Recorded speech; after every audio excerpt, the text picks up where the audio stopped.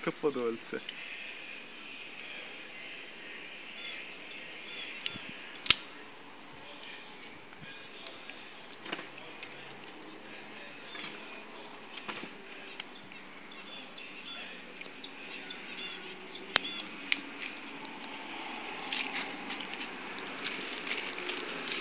Allora.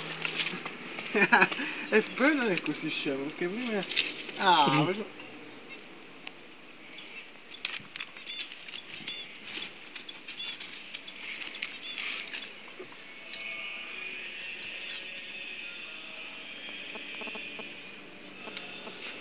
che cacchio. Cane?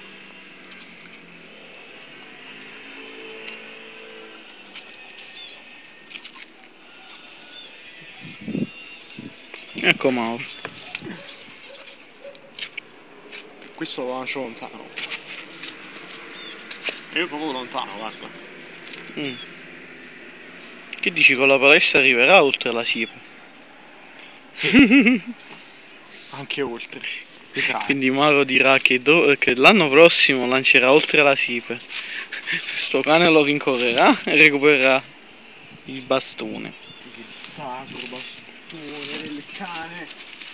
È cascato. È cascato. Circa. Cerca, ma non si trova. Chissà perché. Chissà perché. Sto cane. Un primo piano sul cane. No, dai. È sparito il cane. Ah. Che? Che cazzo mi ha fatto il cane? Eccolo. Tu sei scemo. Sì. Si scende. Magnatilla. Magnatilla. Magnatilla.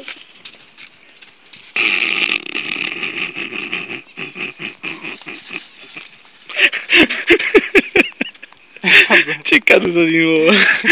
E il bastone è stato nascosto alla sua nasalità. Adesso non so nemmeno che fine ha fatto.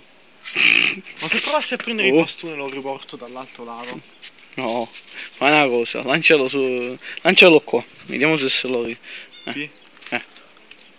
No, sulla barca, stronzo. Tanto sulla barca non stai, vedi? Paura.